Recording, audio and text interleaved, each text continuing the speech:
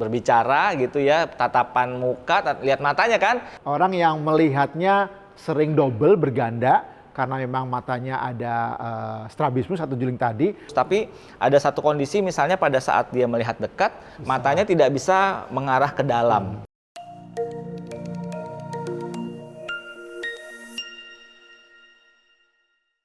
Halo teman-teman, senang sekali bisa balik lagi bersama saya masih Diki dan juga partner saya Pak Abe. Kami adalah optometris dari Optik Melawai. Nah, pada kesempatan kali ini kita akan membahas sebuah lensa yang memang tidak biasa Pak Abe. Mungkin teman-teman belum pernah mendengarnya atau bahkan ada yang sudah pernah mendengarnya tapi wondering apa sih itu lensa ya, yaitu lensa prismatik atau lensa prisma. Ini sebenarnya lensa prisma itu lensa apa sih Pak Abe? Oke, jadi lensa prisma ini Pak Diki dan teman-teman semua sama seperti lensa minus untuk koreksi miopia atau lensa silinder untuk koreksi astigmat ya. Nah, lensa prisma ini bentuknya memang kayak prisma Pak Diki. Jadi memang ada bagian tebal yang dibilang tuh base dan ada bagian tipis namanya apex. Jadi memang lensa prisma ini karena ada base dan ada apexnya itu bisa mengoreksi strabismus atau mata juling Pak Diki. Mata juling, mata jereng. Betul. Jadi memang kan gangguan mata banyak ya nggak hanya mata minus, mata silinder atau mata plus, tapi juga ada namanya mata juling yang kita bisa koreksi dengan lensa prisma ini. Jadi seperti Pak Abe bilang tadi, mungkin jarang memang kasus orang yang matanya juling ya. Tapi teman-teman pernah nggak ketemu nih sama kerabat atau teman misalnya waktu ngomong, waktu berbicara gitu ya, tatapan muka, lihat matanya kan, tiba-tiba mata teman kita tuh kok bingung ya, kita mau lihat yang kanan apa yang kiri, betul kan ya? Karena tidak align, tidak sejajar. Nah itu yang disebut dengan juling. By the way, sebelum kita bahas lensanya, juling itu macam-macam Pak Abe ternyata. Jadi ada juling yang terlihat, ada juga yang tidak terlihat. Nah kalau yang terlihat seperti yang tadi mungkin kita pernah ngobrol ya sama orang yang matanya nggak sejajar, bingung nih ngelihatnya ke kanan apa ke kiri kan gitu ya. Tapi ada juga yang tampilannya seperti orang normal, matanya lurus, tapi sebenarnya dia juling. Nah ini yang disebut dengan aphoria atau juling yang tidak terlihat atau yang istilahnya yang laten strabismus gitu ya. Nah apapun jenis julingnya itu memang membutuhkan koreksi, yaitu yang tadi Pak Abe sebutkan namanya lensa prisma. Nah kenapa orang juling ini butuh lensa prisma? Apakah orang yang normal-normal aja nggak juling nggak perlu pakai lensa prisma? Jadi karena memang orang juling ini problem utamanya adalah penglihatannya ganda atau double atau disebut dengan diplopia. Jadi yang satu mata lihat ke arah mana, yang satunya lagi ke arah yang berlainan. Sehingga apa yang dia lihat semua menjadi ganda. Nah tentunya ini akan menyulitkan depth perception, kemampuan 3 dimensi, kemampuan mengenali jarak gitu ya, itu menjadi terganggu. Bahkan seringkali menyebabkan satu kesulitan lah ya. Lama-lama di tingkat lebih lanjut salah satu matanya di switch off oleh otak. Karena mengganggu sekali. Bayangin aja kalau kita mau minum, air mineralnya ada 2 botolnya. Kalau ini ada 2 jadi ada 4. Jadi kan bingung mau ambil yang mana ya. Sehingga otak memilih nih, salah satu dimatiin aja supaya yang dilihat satu. Jadi yang satu malah tambah parah, malah makin melenceng. Nah, bagaimana peran lensa prisma di sini? Jadi, sifat dari lensa prisma adalah membelokkan sinar, Pak Abe. Jadi, misalnya kita melihat satu jari, kalau orang yang juling jadi 2 jarinya. Nah, otak bingung kan mau lihat yang mana. Nah, dengan bantuan lensa prisma, 2 objek ini akan digeser menjadi satu objek.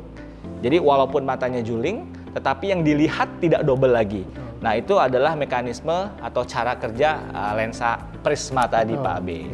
Dan teman-teman semua tadi Pak Diki udah jelasin tentang detail ya cara kerja lensa prisma, dan lensa prisma ini bentuknya tadi aku bilang bahwa ada tebal tipis, jadi sedikit berbeda dengan lensa biasa Pak Diki ya, cuman lensa cekung, lensa cembung atau mungkin juga lensa plus, lensa minus. Tapi untuk lensa prisma ini kita bisa ciriin ada bagian tebal nih Pak Diki ya.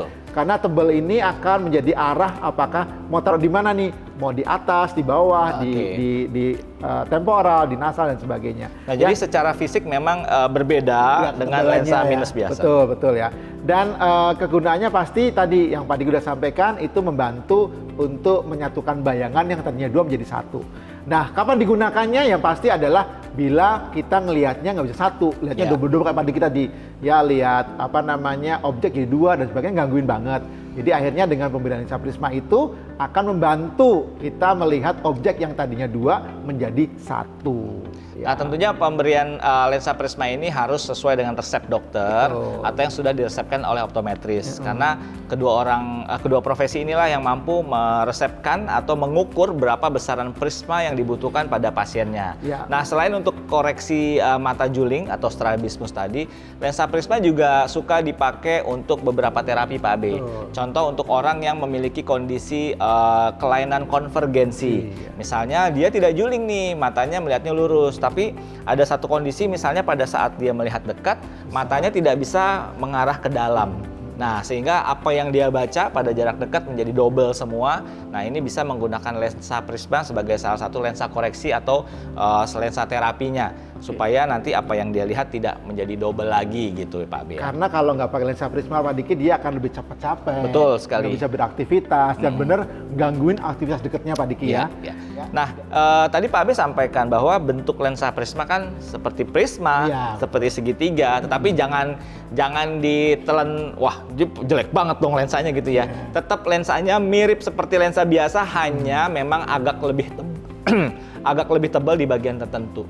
Nah, inilah yang arah base yang tadi Pak Abe sebutkan ya. Jadi nanti bisa dikonsultasikanlah ke optometris kira-kira tampilannya seperti apa sih.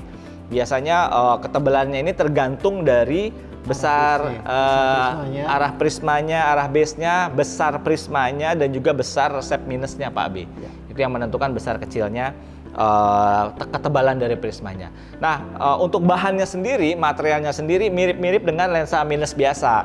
Jadi ada juga yang tersedia yang ada anti UV, yang berubah warna, ada juga yang anti sinar biru dan sebagainya. Hanya saja disesuaikan dengan ketersediaan bahan misalnya. Yang menjadi batasan adalah semakin tinggi besar prismanya, nah itu sulit mencari bahannya.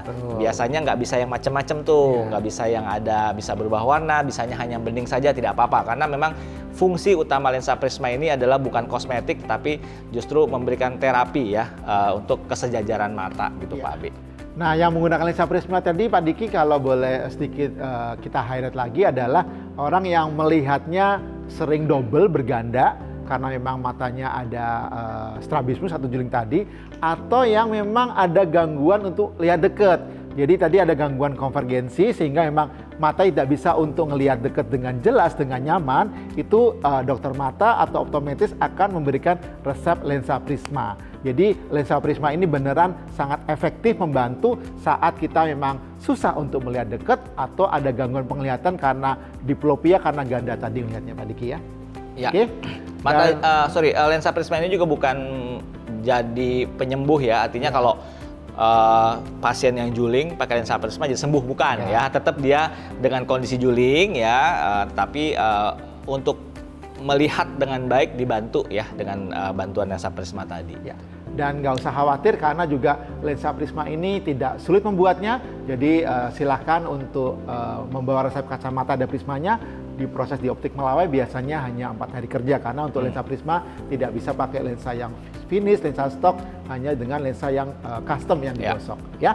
Oke, sekian untuk sharing-sharing ilmunya hari ini. Jika teman-teman ada pertanyaan lebih lanjut, bisa langsung kunjungi gerai optik Melawai terdekat atau kunjungi kami di optikmelawai.com. Jangan lupa untuk subscribe, like, share, dan juga tuliskan komentar kalian kira-kira seputar apa lagi yang akan kita bahas di pertemuan berikutnya tentang kesehatan mata, kacamata, dan juga lensa kontak. Dan jangan lupa, Cek akurat, mata sehat. Dah.